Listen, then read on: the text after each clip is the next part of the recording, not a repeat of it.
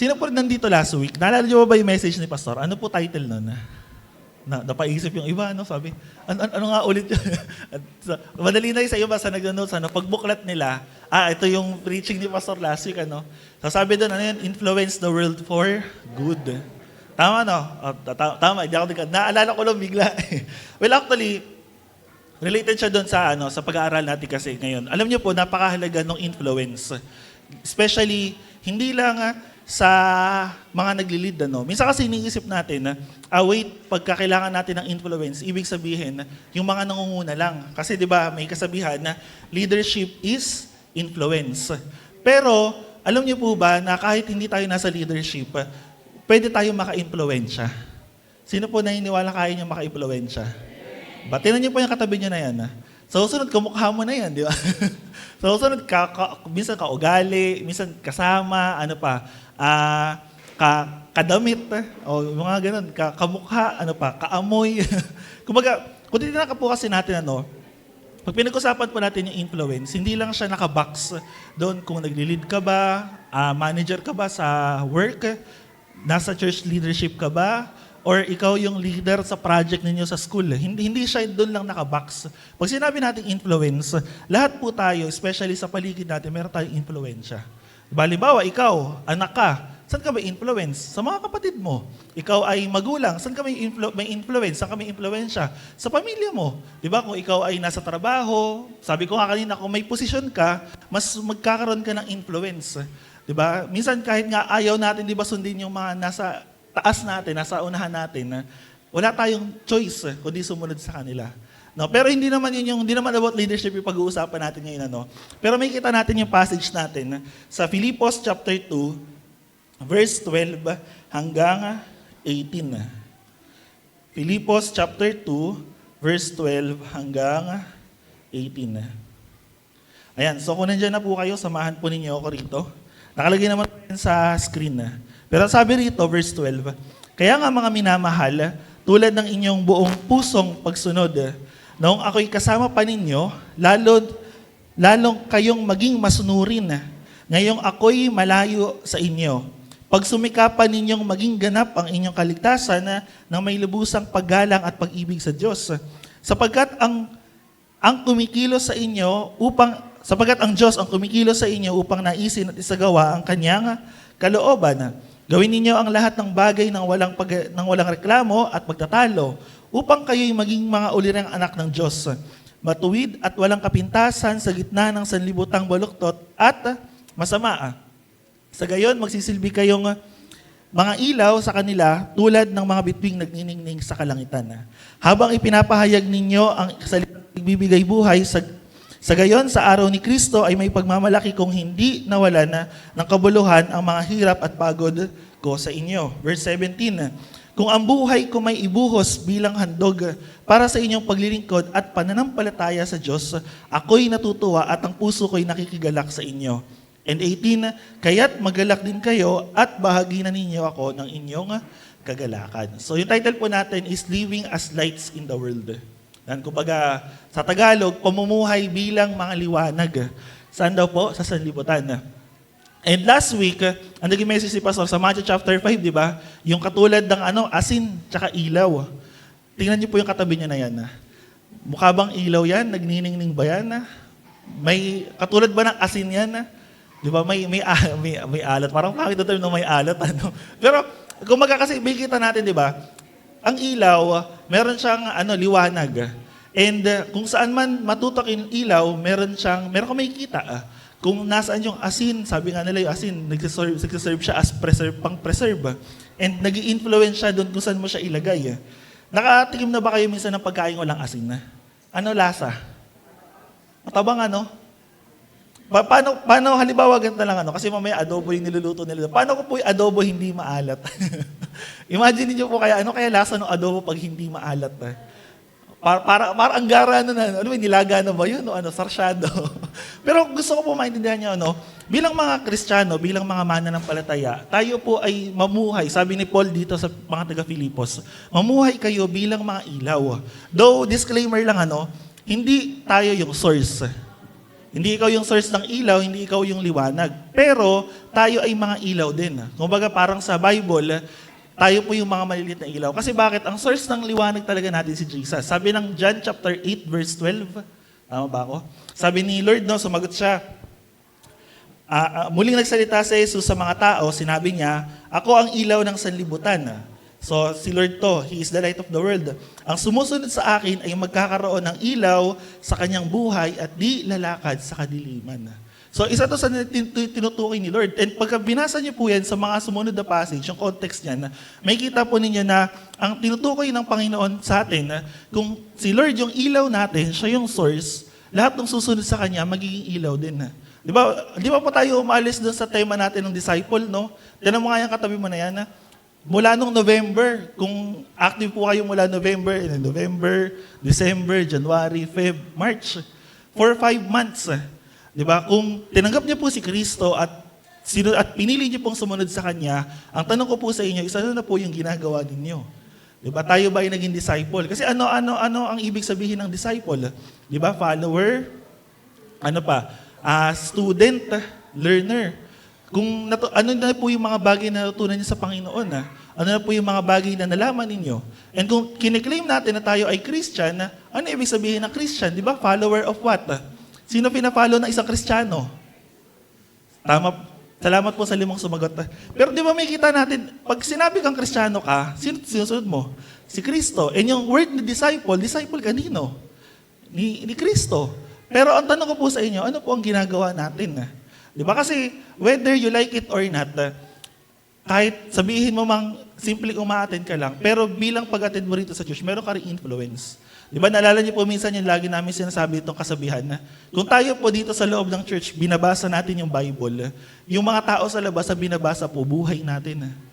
Kaya kung hindi po natin magagawa or mahihirapan tayong gawin tong bagay na to bilang liwanag, bilang mga liwanag, bilang source, no? Pero bilang nag-i-influence sa sanlibutan, ano may kita sa atin ng mundo?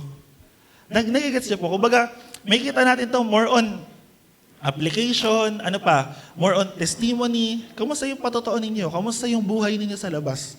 And nung sinulat ni Paul to, alam niyo po kung nasaan siya? Tanongin niyo po sa akin, nasaan siya? Siya ay nasa kulungan. And pag tingnan niyo yung tema ng buong Pilipos, ang tinutukoy ni Paul dito, yung kagalakan. Masaya ka bang nasa kulungan ka? Masaya ka ba na ikaw ay pinapahirapan? Pero may kita natin dito pa sinulat ni Paul sa mga taga-Filipos, sa mga taga-Macedonia. Sabi niya, maging ilaw kayo ng sanlibutan. And dito, in-acknowledge ni Paul yung paghihirap na nararanasan ng mga taga-Macedonia. Alam niyo po yung 2 Corinthians na madalas ginagamit sa offering niya. Yung tinutukoy ni Paul doon na nagbibigay kahit nahihirapan, mga taga-Filipos po yun, mga taga-Macedonia. Kaya nung sinabi ni Paul yun, na kahit hirap sila, kahit naghihikao sila, nagbibigay pa rin sila. And dito may kita natin na parang ito yung katugunan or ito yung isa sa mga, sinare ni Paul sa kanila, di ba?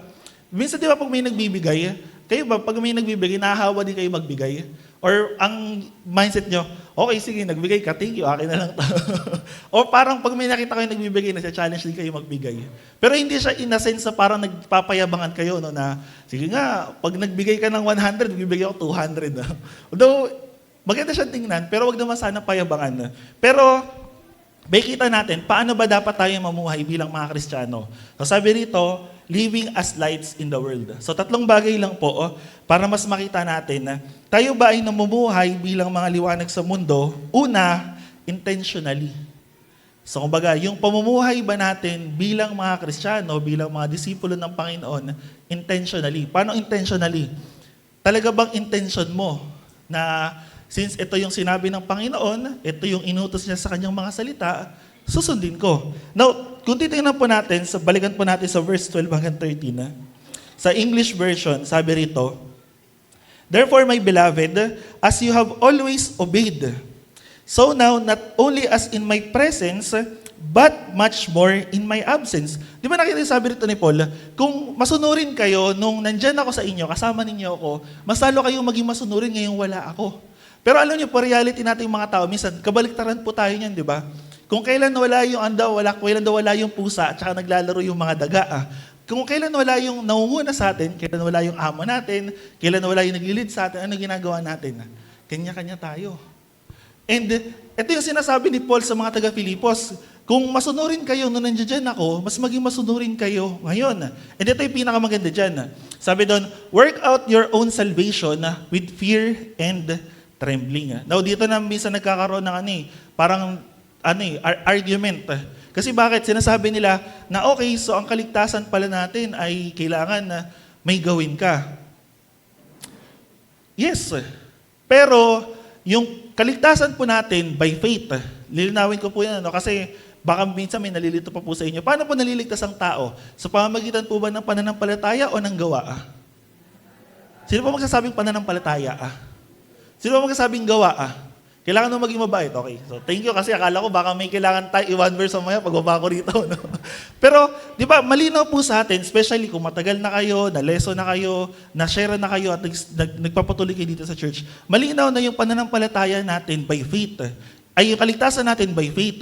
Naligtas ka dahil sa pananampalataya kay Kristo, sa kanyang ginawa sa krus, sa kanyang kamatayan, at sa kanyang muling pagkabuhay. Now, bakit sinasabi ni Paul dito, kailangan natin i-work out yung ating salvation? Bakit natin kailangan, bakit para may pag-workout, bakit may kailangan pang gawin? Now, alam niyo po, ang pananampalataya pong walang gawa, patay.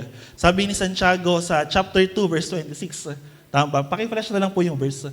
Sabi diba, patay ang katawang walang spirito, gayon din naman patay ang pananampalatayang walang kasamang gawa. Paano yun? Pag binasa niyo yung context niyan, sabi ni James. Si James ay kapatid ni Jesus, no? Sabi ni Santiago, may magsasabi, meron akong pananampalataya. May magsasabi naman, meron akong gawa. Sabi ni Santiago, sige, ipakita mo sa akin yung pananampalataya mo at ipapakita ko sa iyo yung pananampalataya ko na may gawa. And may kita natin ano yung pinagkaiba nun. Alam niyo po, ang pananampalataya po natin, hindi natin pwedeng sabihin magiging ganap siya or talagang nananampalataya tayo kay Jesus kung wala kang ginagawa. Pwede bang sige, okay na, Kristiyano na ako, tapos antayin ko na lang dumating si Lord. Diba? O kaya sabi ng iba, lalo na yung didigmaan, antayin ko na lang yung missile galing sa Iran, tapos tumama, para uuwi na ako sa Panginoon. Hindi eh. Yung pananampalataya po natin, kung talagang nanampalataya kayo, ang kasunod nun, may ginagawa ka. Hindi po mauuna yung gawa bago yung pananampalataya. After mong manampalataya, na kilala mo si Jesus, tinanggap mo ang Panginoon, ang kasunod nun, may ginagawa ka. Kasi, yun nga yung influence eh. Kumbaga, intentionally, ano yung ginagawa mo dun sa pananampalataya na meron ka? Nagigets po ninyo? Hindi siya contradiction. Yung iba sinasabi, contradiction yan. Kasi bakit? May narinig pa ako, may sinasabi, napakadali daw nung pananampalataya sa mga born again, sa mga Kristiyano. Kasi bakit? Manampalataya ka lang, ligtas ka na, pupunta ka sa langit. Actually, hindi po, technically, yes. Pero hindi siya natatapos sa nananampalataya ka. After mo manampalataya, ano ginagawa mo dun sa pananampalataya mo? Nagbabasa ka ba ng Bible? Nananalangin ka ba? Nagsishare ka ba ng salita ng Diyos? Or kumusta yung patotoo mo bilang isang mananampalataya? Lagi ko naalala yung sinabi ni Mahatma Gandhi nung tinanong siya, kung gusto mo ba si Jesus? Sabi niya, yes, I like Jesus, but I don't like Christians. Ulitin ko po, sabi ni Mahatma Gandhi, I like Jesus, but I don't like Christians. And alam niyo po, hanggang ngayon nag-reflect po sa akin, kasi isip ko, bakit ganun Pag tinanong mo yung mga Christian countries, lahat ng mga Kristiyano, kilala nila si Lord. Pag tinanong mo kung ligtas ba sila, may yes, may no. Pag tinanong mo kung pupunta ba sila sa langit, may yes and may no. Kung ikaw ba, kung nananampalataya ka ba na tinanggap mo si Jesus, pupunta ka sa langit, may yes and no. Pero tingnan natin, ano ginagawa mo dun sa pananampalataya mo? Yes and no lang ba? Yes, susunod ako. Kaya nga dito sinasabi ni Paul sa Filipos, di ba? Kung paano kayo naging masunuri nung nandyan ako, maging masunuri din kayo nang wala ako. After ng faith natin, may next yun. Alam niyo ko ano next nun? Obedience. Pagsunod sa Panginoon. Hindi siya natatapos dun. Hindi siya natetenga dun. Kaya nga, ito yung sinasabi ni Paul at ito yung sinasabi ni James, na after yung manampalataya, ano yung ginagawa ninyo? May isa pa akong tanong, sino po rito nag-gym? Yung mga nag-gym dyan, medyo pag-aan natin, yung mga nagwa-walking, yung mga nag-exercise, minsan may nakita ko kapatiran sa TK, naglalakad eh. Sabi ko, oy, ano ginagawa mo? Peace bomb, nagwa-walking ka, no? Tanong ko po sa inyo, bakit kayo nag-exercise? Ba't nyo ginagawa yung pag-exercise ng katawan nyo? Para saan? 'Di ba? Para ano, para gumanda yung ano, yung pagkatao ninyo. Ano pa? Para maging physically fit. 'Di ba? Para ma-build up yung katawan nyo, para ano, lumakas yung health ninyo. Bakit nyo ginagawa? Now, tanungin ko po sa inyo, ano naman po ginagawa nyo sa pananampalataya ninyo? 'Di ba? Kumbaga minsan nakikita natin, 'di ba? Yung mga tao busy-busy. Pagka nasa gym pa yun, di ba, minsan mag-ano pa yun, mag-story pa yun, di ba? At gym, o kaya di ba, yung mga barbell ka pang makikita eh. Pero minsan nag-aantay ako yung makakita na ano, nag-devotion, tapos nakalagay may barbell din, ano. Ine-exercise ko yung faith ko. Pero, di ba, kaya po yung gusto ko maintindihan ninyo, yun po yung gusto ko makita ninyo. Minsan, busy tayo dun sa mga bagay na pang sarili natin, pang physical natin. Pero paano yung mga pang spiritual natin? Ano po ginagawa natin dun? And, ginagawa ba natin yun intentionally? Kasi di ba minsan, yung tayong mga Kristyano, after natin manampalataya, parang pabayaan na tayo. Sabi ni Pastor Derek Parfan, nakita ko minsan yung post niya, sabi niya, pagka sa work daw, takot malate. Kapag ka sa school, takot malate. Pero pag sa worship service, okay lang malate. Hindi ko pa kayo pinapakiringgan, ano? Pero kung titingnan po ninyo, di ba? Sinasabi natin si Lord yung pinakamataas, si Lord yung pinakamahalaga sa atin, si Lord yung sinasamba natin. Pero pagdating doon sa ginagawa natin, kamusta yung application natin? And part yun ng pag-workout ng salvation natin. Hindi lang pwede natin sabihin na, okay, naligtas na ako, tapos wala na akong gagawin. Hindi po ganun natatapos yung salvation natin. Mamaya pag-aaralan pa natin yan. Pero gusto ko po makita ito, sabi dyan, disobedience is intentional. Even obedience. Kung pinili natin na hindi sumunod sa Panginoon, tandaan po ninyo, even yung obedience. Kaya at the end of the day, ang choice na sa iyo, susunod ka ba o hindi? Sabi ko minsan sa small group namin, susunod ka ba o susunod? Kasi dapat po ang attitude natin mga Kristyano, wala tayong choice. Lord, susunod ako sa iyo, gagawin ko yung pinapagawa mo. Pero minsan, ang dami nating reason. So mamaya makikita po natin yan.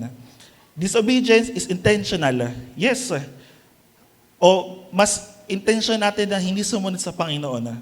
Pero sana, after ng araw po na to, mas maging intention natin na sumunod kay Lord.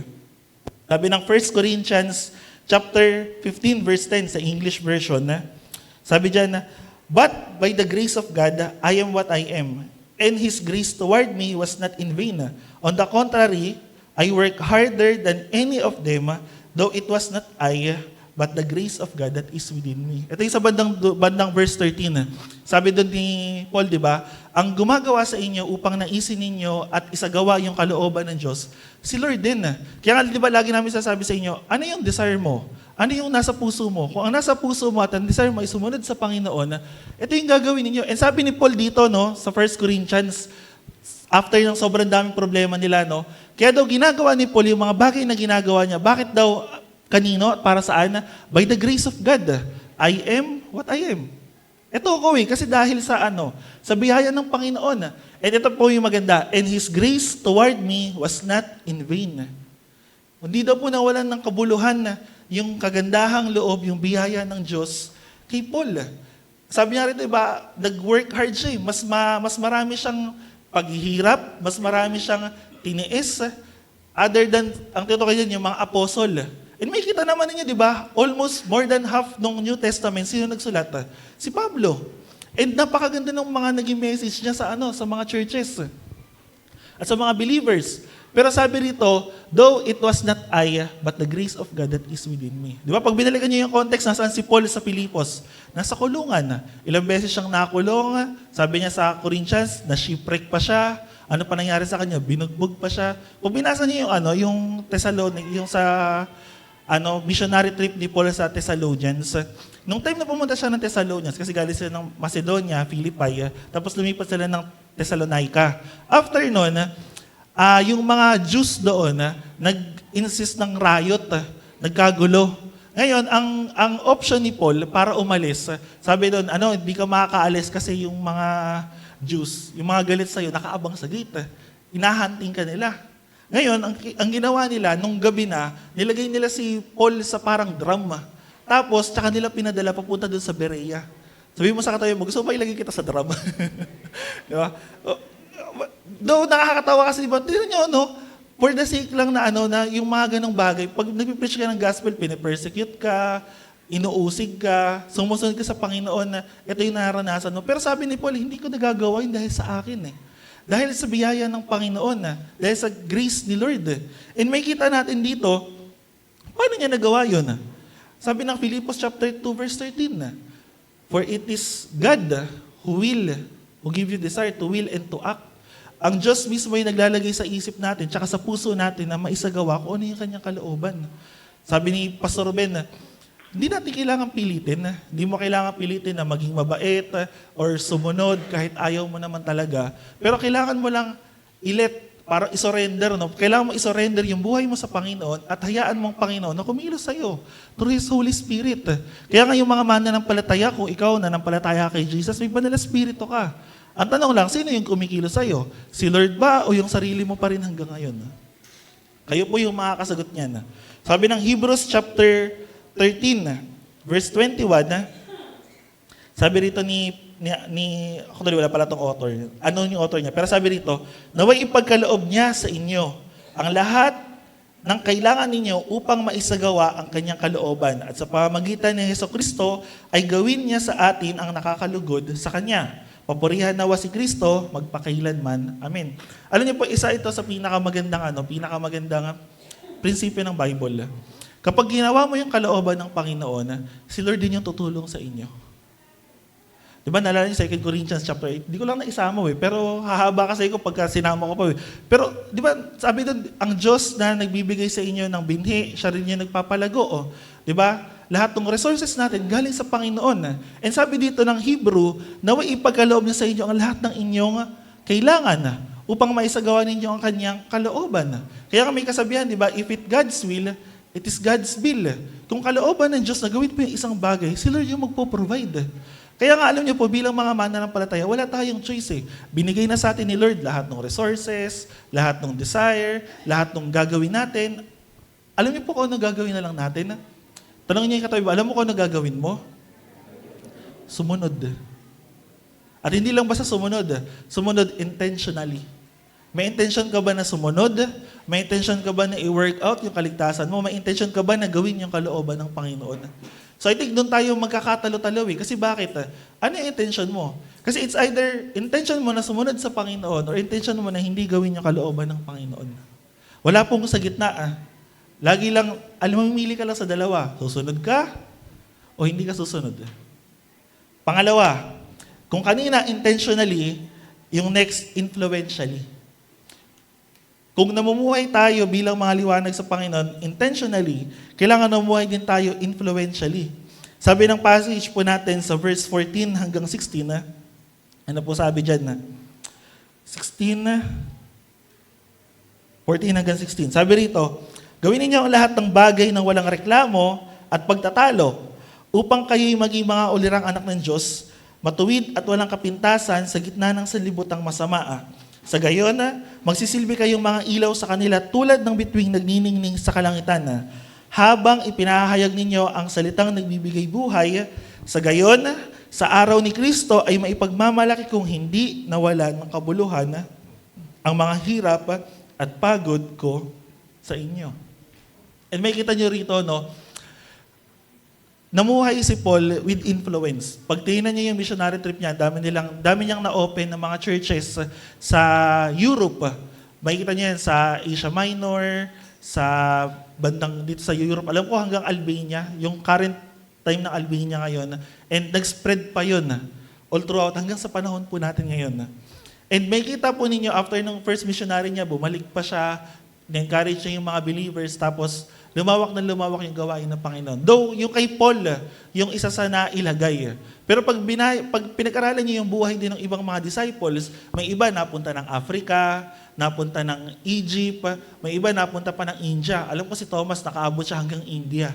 And may kita ninyo, lahat ng pinuntahan nila, may nakakilala, may nananampalataya. Ngayon, ang tanong ko po sa buhay natin, sa buhay ba natin, pag tinignan nila yung buhay natin, may kita bang sumusunod tayo sa Panginoon o hindi? May influence ba tayo na mula sa Panginoon o wala? Tanungin niyo po yung mga sarili ninyo, meron ba akong influence? Meron bang nakikita sa akin na maganda patungkol sa Panginoon o hindi? Tignan niyo po yung verse 14. Sabi dito, gawin ninyo ang lahat ng bagay na walang reklamo at pagtatalo-talo. Sino po mahilig magreklamo dito? yung inutusan ka, tapos, bakit ako na naman? Kahapon naging devotion namin to sa praise and worship eh. Kasi, minsan di ba ganun, halimbawa, daw may mga ganun tao, no? Halimbawa, inutusan mo, especially sa bahay, ikaw maghugas ng pinggan. Bakit ako na naman? Si ate nga walang ginagawa, si kuya nga nanonood lang, nag-ML lang doon sa cellphone, ako na naman inutusan ni nanay. No? Minsan may mga ganun. Pero alam niyo po, meron pang isang uri ng pagreklamo. Hindi naririnig ng bibig, pero sinasabi natin sa isipan natin. Nahigets po ninyo? Diba, minsan di naman natin sinasabi, pero di natin sinasabi verbally, sa words natin, pero sa isip natin, ano ba yan? Pambihira naman. Lagi na lang ganito, tas ganyan. Bakit ganito? Bakit ganyan? Alam niyo po saan sabi ni Paul sa atin, gawin natin yung lahat ng bagay na walang pagreklamo at pagtatalo-talo. Kasi alam niyo po minsan, obserbahan niyo lang po yung mga buhay ninyo, no? Especially sa mga circle na meron kayo. Kung ano yung ginagawa mo, minsan ginagaya ka. Totoo yun. Especially sa leadership. Kung ano yung ginagawa mo, ano yung inaalaw mo, tignan mo yung mga tao nasa paligid mo, yun yung mangyayari din sa kanila. Di ba kaya may kasabihan po tayo sa mga bata, di ba? Kung ano yung nakikita ng bata sa magulang, hindi po yung ginagawa nila. Tapos minsan yung mga magulang sabihin sa bata, huwag ka nga magmura. Pero yung magulang pag nagmura, mas maluto pa po sa chicharon. Sabi, huwag mong gawin yan. Pero makikita natin yung magulang ginagawa din. Kaya nga yung mga magulang daw talaga. Pero alam niyo po, hindi ganun eh. Kung tayo po ay na kay Lord na, sinisikap natin na yung buhay natin makasunod sa Kanya. At pag tinuloy niyo itong verse 14, sa 15, sabi rito, upang kayo'y maging mga ulirang anak ng Diyos. Alam niyo ba yung ulira? Actually, uliran sa Tagalog. Ang ibig sabihin daw po yan ay example, model. Kaya nga, ang tanong ko po sa inyo, yung buhay ba natin, ipinamumuhay natin influentially? May influence ba bilang isang role model? Huwag mo natin pag-isipan yung, hindi, ako lang kasi gumagawa natin. Hindi eh. Kung ikaw yung gumagawa niyan, ang tanong ko, yung buhay mo ba may influence?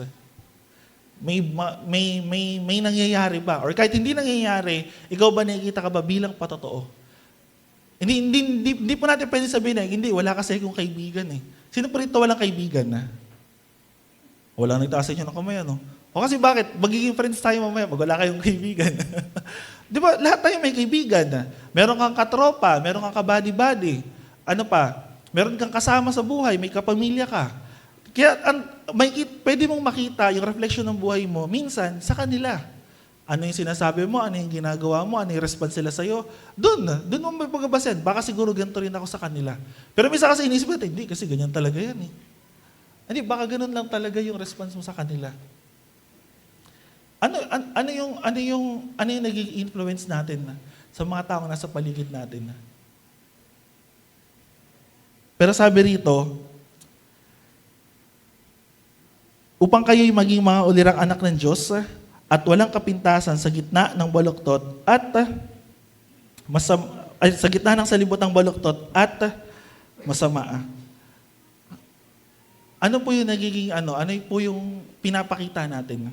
Sabi ng Ephesians chapter 5, verse 7 hanggang 10. English ba yung nilagay ko dyan? Ephesians chapter 5, verse 7 hanggang 10. Tagalog na lang. Sabi rito, kaya't huwag kayong makisama sa kanila. Dati kayo'y nasa kadiliman, ngunit ngayon nasa liwanag na, sapagkat kayo'y nasa Panginoon. Tingnan niyo po sabi rito, kaya't huwag kayong makisama sa kanila. Referring doon sa mga tao na nasa libutan, sa Ephesians naman to. Dati kayo'y nasa kadiliman, ngunit ngayon nasa kaliwanagan na, sapagkat kayo'y nasa Panginoon. Nakikita po ninyo, dahil tayo na kay Lord na, tayo po ay nasa liwanag na. Dahil tayo nasa liwanag na, tayo may daladalang mga ilaw. At sabi ron, mamuhay kayo ngayon ng nararapat sa mga taong nasa liwanag. Paano yun mamumuhay? Siyempre, una, yung sinasabi natin kanina, sumusunod ka ba sa Panginoon? Pangalawa, yung mga kasalanan. Ano yung mga kasalanan na ginagawa natin? Pag binalikan niyo yung verse 6, verse 13, sa palagay ba ninyo, yung sinabi ni Paul doon na pagreklamo at pagtatalo-talo, hindi siya part ng kasalanan? Well, actually, pag may mga bagay na sinasabi ang Bible ng mga ganun, nagpapakita ang Bible, nag-reveal ang Bible ng mga kasalanan. And isa po sa minsan problema natin, yun nga, pagreklamo, pagkipagtalo. Kasi bakit? Alam niyo po saan mag-ano yun? Saan mag-end? Sa pagiging selfish natin. Bakit ka nakikipagtalo? Ano pinaglalaban mo? Nakikits ninyo? Di ba, halimbawa, may pinag-uusapan kayo, hindi, ito kasi dapat, hindi, ito dapat. Ano pinaglalaban nyo? Di ba, hindi ba't yung karapatan ninyo, yung gusto ninyo? Yung sarili natin. Kasi ito yung mas prefer ko, ito yung mas gusto ko, dapat ito yung mangyari. Pero hindi laging ganun. Kaya sabi ni Paul doon, di ba, iwasan niyo yung pagtatalo-talo, iwasan niyo yung pagreklamo. Same din sa nagreklamo, ba't ka nagreklamo? Kasi may gusto kang gawin, hindi mo magawa. Probably isa lang yung sa reason, no? Pero mas marami pang dahilan. Pero sabi ni Paul dito, kung gagawin natin lahat ng bagay na walang pagreklamo, walang pagkikipagtalo, ano po mangyayari? Magiging role model tayo para sa lahat ng tao. Diba, makita mo si Ryan na lang, Ray, gamitin mo na rin example, Ay, si Ray, napakabait niyan, di ba? Hindi marunong magreklamo, pag inutusan mo, masunurin, Sino pa dyan? Si Ipe. Lahat gagawin na. Diba? Kaya minsan yung iba favorite utusan, favorite, pero hindi nila naintindihan Baka isip nila, ano ba yan? Ba't ako na naman?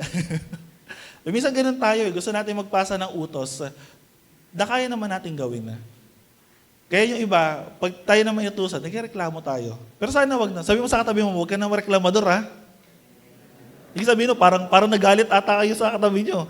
Huwag ka nang nakikipagtalo. Alam niyo pa, hindi maganda. Yes, may mga pagkakataon na pwede, pero hindi lagi sa lahat ng panahon. Okay? And sabi rito, tuloy po natin sa Ephesians chapter 5. Sabi ng verse 9, sapagkat pawang mabuti, matuwid at totoo ang ginagawa ng mga namumuhay sa liwanag. Nakikita po ninyo? And sabi ron, sikapin ninyong matutunan kung ano ang kalugod-lugod sa Panginoon. And pag tinuloy niyo po yung mga passage na yan hanggang sa baba, doon sa context niya, pinapakita ni Paul ulit dyan na paano ba dapat namumuhay yung isang taong nasa liwanag? Paano ba dapat namumuhay yung isang taong nananampalataya kay Lord? Kay Kristo? May influence ba? Di ba, nakalala niyo ba yung passage last week? Sabi doon, di ba, yung isang we are the light of the world. Sa English, may kanta kasi yun na lumano, we are the light of the world. We are the city on a hill. We are the light of the world. Minsan kinakanta natin, pero hindi natin, ano ba yung purpose? Di ba sabi doon, yung isang liwanag, hindi pwedeng itago. Maglalagay ka ba ng ilaw o ng flashlight doon sa madilim na lugar? Hindi. Ay, sa itatago mo lang, ilalagay mo lang sa box? Hindi. Pag may ilaw ka, saan mo ilalagay? Doon sa lugar na madilim, para maliwanagan. Sabi doon, yung syudad na nasa burol. Alam niyo po, during ancient times, yung mga city, nilalagay nila sa taas ng mga bundok at ng mga burol. Bakit? Para pag may dumating ng mga kalaban, nakikita mo kagad. Kaya sabi doon, pag tumingin ka doon sa bundok, nakita mo may syudad doon, hindi mo na pwede sabihin, hindi, imagination mo lang yung bundok na yan. Napunta na ba kayo sa DRT? Sino napunta sa DRT? Merong isang lugar doon na kung familiar kayo sa Mount Brigino. So hindi to sponsored Pag dumaan kayo doon sa DRT, minsan dumaan kami kasi ginabi na kami Napakaliwanag pala doon sa gabi. So habang dumadaan ka doon sa DRT na binaybay mo yun, kitang-kita mo yung Mount Brigino nag-iilaw. Alam ko hanggang San Ildefonso, kitang-kita mo yun Di ba? Hindi mo pwede itangin ano kaya yung nasa lugar na yun? Nung check ko sa mapa, sabi ko, okay. Lalo pala nilang pinaganda. Di ba? Hindi mo pwede itanggi At kitang-kita mo. Ngayon, ganun din po yung mga buhay natin bilang mga Kristiyano. Para tayong nasa taas. Na kung ano yung ginagawa mo, ano yung sinasabi mo, ano yung iniisip mo, yun nakikita sa'yo. Kaya di ba minsan pagka may mga nag-criticize, nagpa-persecute, yun ba yung isang mananampalataya? Yun ba yung isang nag-church? Sa tao lang yun. Pero gusto ko pong maintindihan ninyo, sabi ni Jude, siya na kayang mag-ingat sa atin. Kumbaga, si Lord daw po yung kayang mag-ingat sa akin pag hindi tayo mag-asala. Alam niyo po kung bakit? Sa end times, actually sa end times, sa pagbalik ng Panginoon, may tinatawag na dalawang judgment. Ano yun? The White Throne Judgment, Great White Throne Judgment. Paki-flash na, nasa bandang dulo yun Great White Throne Judgment sa Revelation chapter 20, tapos may tinatawag na Judgment Seat of Christ. Lahat ng tao haharap sa Great White Throne Judgment. Sabi ng Revelation, sabi ni John, at nakita ko may yung trono ng Diyos. And lahat ng tao haharap sa Great White Throne Judgment. At alam niyo po kung ano hahatulan sa atin, lahat ng kasalanan natin. Pero, yung mga nanampalataya kay Kristo, mga tumanggap kay Kristo, lahat po ng kasalanan natin, tinubos na niya.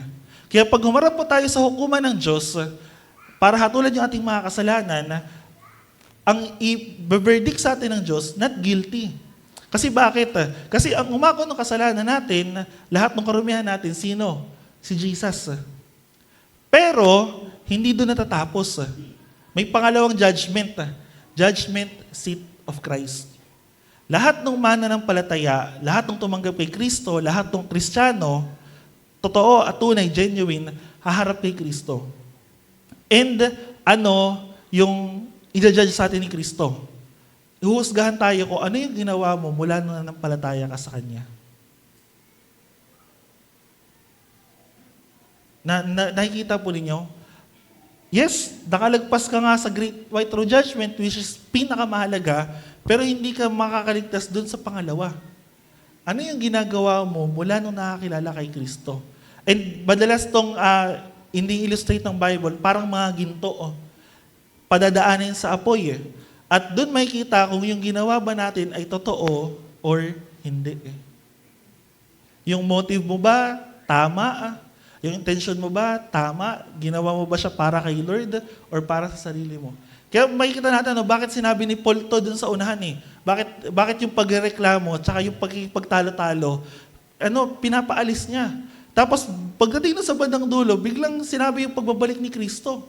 Di ba? Sa muling pagbabalik ni Kristo, pagharap natin saan? Sa hukuman ni Kristo. Pag tingnan po natin sa passage natin. Di ba? At sa gayon, sa araw ni Kristo. At pag tingnan niyo po yung mga ganong bagay, ang tinutukoy po the judgment seat of Christ. Ngayon, ang tanong ko po sa inyo, lahat po ba ng ginagawa natin pag hinarap natin sa hukuman ni Kristo, tatanggapin ba? Magiging reward ba? Or masusunog lang lahat? Kayo po yung nakakaalam. Kaya lagi namin sasabi sa inyo, ano ba yung ginagawa natin kay Lord? Nag-evangelize ka ba? O sabi ng iba, nag-evangeligaw ka lang.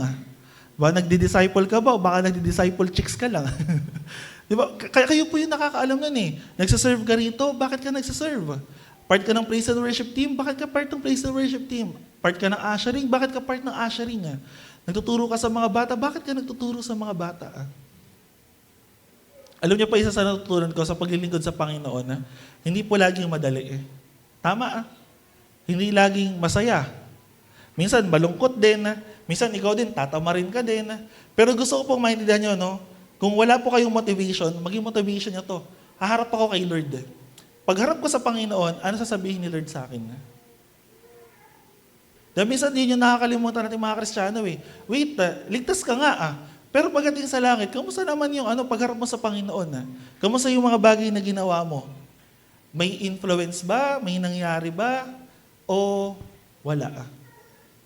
Kayo po yung makakasagot yan. Kayo po yung makakaalam yan. And pinakahuli, third point, sacrificially. Nabubuhay ba tayo bilang mga liwanag sa Panginoon in a sacrificially way? Nagsasacrifice. Sabi ni Paul sa 17 to 18, sa English, even if I am to be poured out as a drink offering upon the sacrificial offering of your faith, I am glad and rejoice with you all. Sabi sa Tagalog, kung ang buhay ko may ibuhos bilang handog para sa inyong paglilingkod at pananampalataya sa Diyos, ako'y natutuwa at ako'y nakikigalak sa inyo. And alam niyo po, isa sa pinakamahirap na gawin bilang isang lingkod ng Panginoon, yung sacrifice. Pagdating sa magsasakripisyo yung iba, yes, gumagawa, pero yung iba, umuurong na. Kasi bakit? Kapag nag-sacrifice ka, meron kang bagay na kailangang ibigay.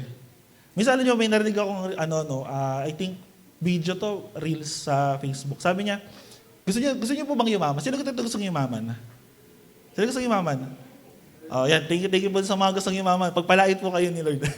Pero sabi rito, sabi nung reels sa'yo, gusto niyo yumaman? Magpastor kayo. Bakit daw? Magpastor ka, magturo ka, mag-gather ka ng member, tapos yung mga members mo, kikilan mo ng pera. Di ba sabihin mo, mag-offering sila, mag-tithe sila, mag-pledge sila, tapos palakihin mo yung church mo, pagandahin mo, dumami yung member, mas marami magbibigay sa'yo, mas yayaman ka. Kaya daw yung mga religion, parang ganun. Pero alam niyo po, I disagree. Bakit? Hindi po lahat ng pastor ganun na.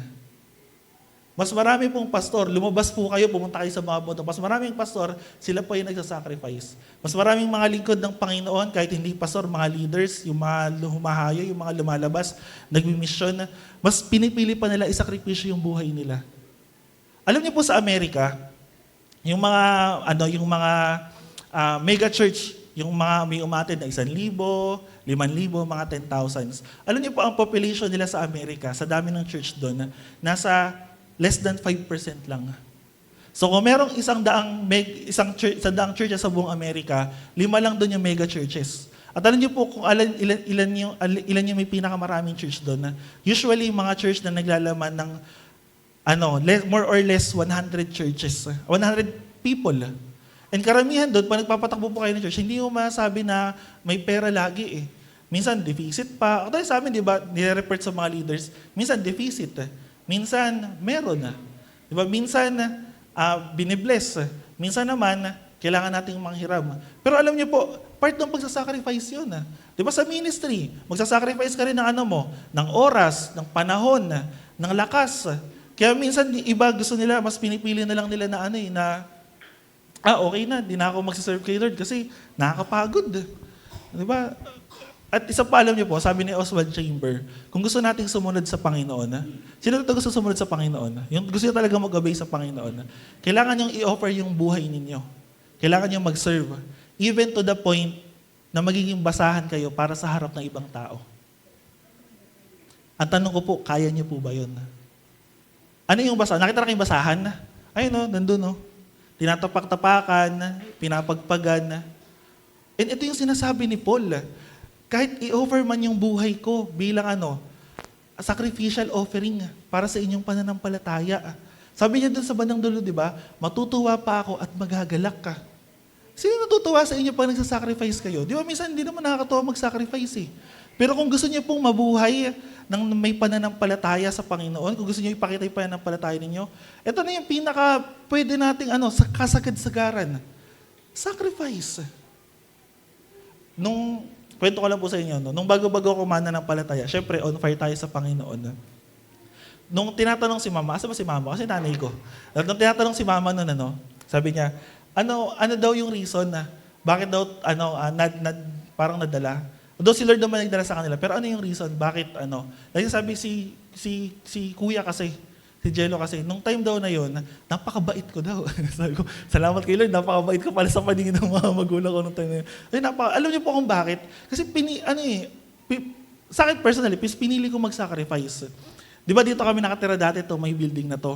Yung bandang dulo na yan, may balon. Alam ko, naalala pa ng iba na yan kasi pag walang tubig sa church nun Jello, pwede ba kami makiigib? So, sama-sama kami, nag-iigib kami ng tubig dyan Pinapasa namin.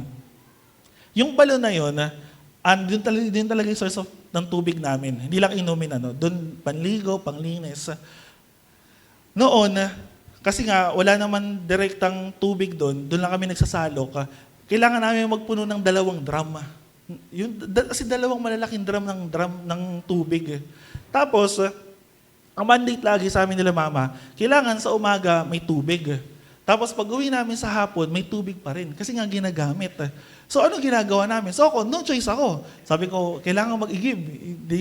Ginagawa namin, minsan kasaulo ko si Michael, minsan si Gerson, minsan sila Papa. Ginagawa namin, mula doon sa unahan, papunta doon sa balon, ilang balik yun. Tapos magsasalo ka pa hanggang sa mapuno mo yung drums. Kaya alam niyo po nung time na yun, sabi ko, Lord, gusto ko may invite yung family ko, gusto ko may sama yung family ko, magpapakabait talaga ako. Kasi kailangan Di ba, part ng sacrifice yun Di ba, minsan kailangan nung mag-pray, kailangan nung maging ipakita na kahit ayaw mo, hindi naman ibig sabihin na parang pinipilit Kaya yung sinasabi ko sa inyo kanina kung kalooban ng Lord yung isang bagay na gagawin mo na alam mo para naman sa Panginoon, si Lord yung maglalagay ng desire sa'yo. Si Lord yung magsusustain sa'yo. Naalala ko ilang years pa tayo bago tayo malipat. Siguro Mula nung time na yun. Minsan kahit pagod na ako, galing ng school, galing ng church, kailangan nung mag-igib.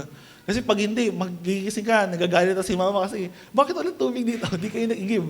Michael, Gerson, Jello. Pero mas pinili eh.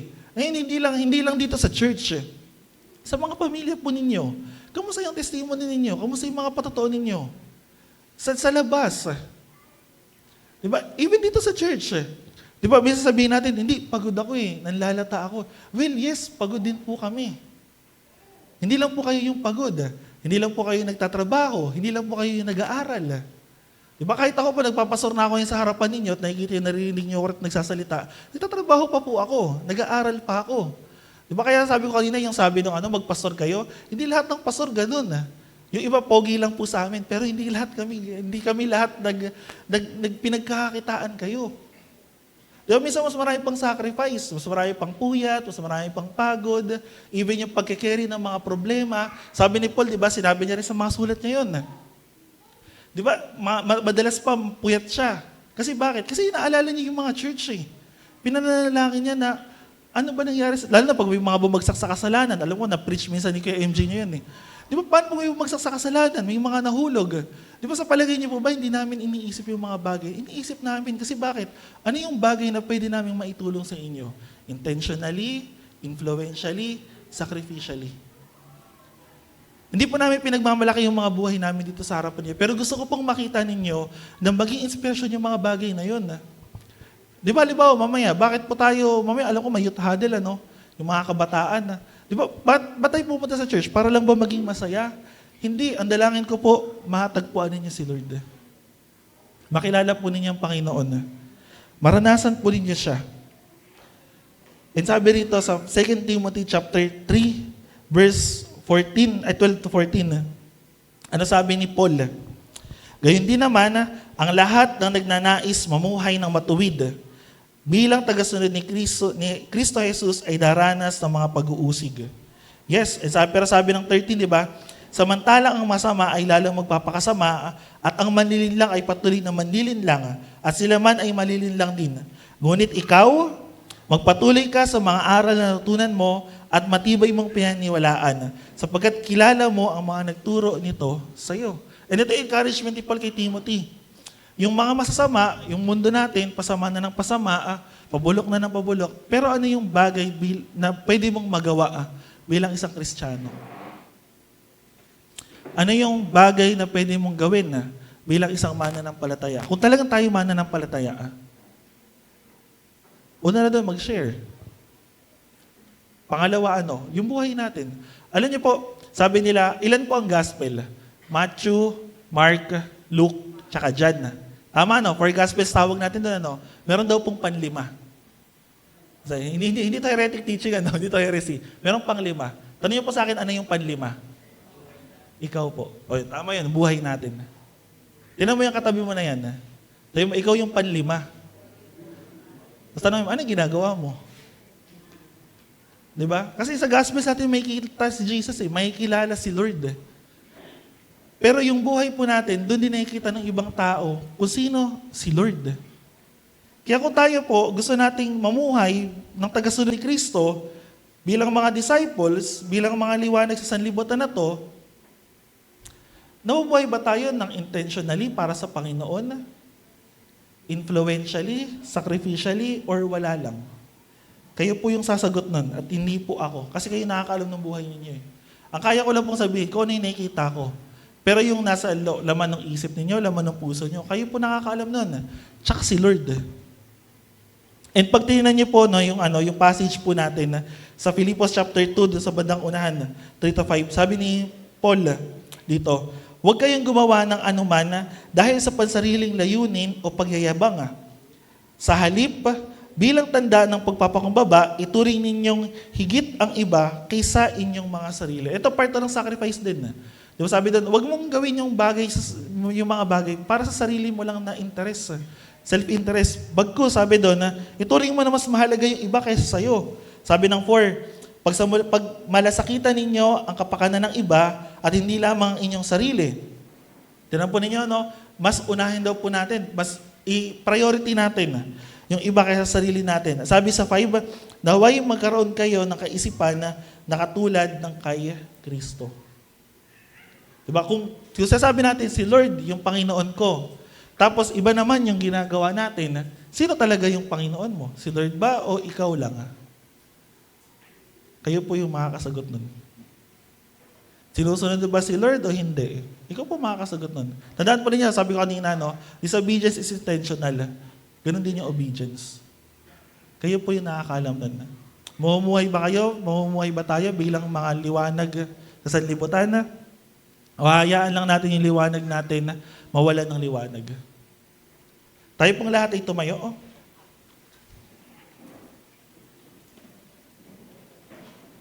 And pwede pong tawagin yung praise and worship team.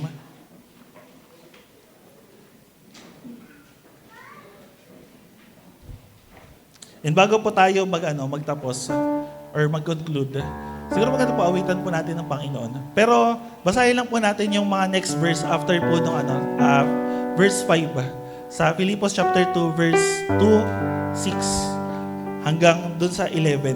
Ano po sabi doon? Bakit daw po mahalaga na maging katulad po tayo ng ating Panginoon? Sabi ng 6, sabi ng verse 6, verse 5, naway magkaroon kayo ng kaisipan tulad ni Kristo, Jesus. Bakit daw? Kahit taglay niya ang kalikasan ng Diyos, hindi niya ipinagpilitang manatiling kapantay ng Diyos. Sa halip, ano daw po ginawa ng ating Panginoong Jesus? Kusa niyang binitawan ang pagiging kapantay ng Diyos at namuhay ng isang alipin. Diba nakita niyo po yung humbleness ng ating Panginoon? Sabi ron, pinanganak siya bilang tao at nang siya'y maging tao, nagpakumbaba siya at naging masunurin hanggang kamatayan. Maging ito man ay kamatayan sa krus. Sacrifice. Dahil dito, siya'y lumusang itinaas ng Diyos at binigyan ng pangalang higit sa lahat ng pangalan. Sa gayon, sa pangalan ni Jesus ay luluhod at magpupuri ang lahat ng nasa langit, nasa lupa at nasa ilalim ng lupa. At ang lahat ay magpapahayag na si Jesucristo ay Panginoon sa ikaluluwalhati ng Diyos. Nakita po ninyo, no? Napakaganda po ng example ni Lord. Pero kamusta po yung example natin bilang mga mananampalataya? Ano po yung ginagawa natin? Ano po yung buhay natin? And para saan tayo? Para kanino tayo? Kung sinasabi natin na ako ay Kristiyano, kayo na ginugugol yung buhay ninyo. At kung sinasabi natin ako yung mananampalataya, ako yung disciple, para kanino?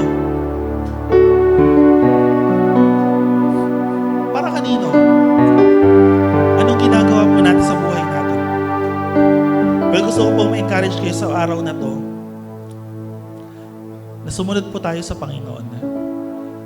Ipamuhay po natin yung buhay natin bilang mga liwanag ng Panginoon at bigyan natin ng papuri ng Lord. Itaas po natin. Sabi nung isang kasabihan, theology leads to doxology. Alam mo po yung doxology? Kung talagang kilala niyo si Lord, yung buhay po natin, maging expression siya ng pagpupuri. Kung talagang kilala natin ng Panginoon, naranasan natin si Lord, yung expression natin ng pagpupuri, ibibigay natin. And maraming paraan. Paglilingkod, pagsasacrifice, pagpapagamit sa Panginoon, pagsunod sa Kanya. Sawitan po natin si Lord.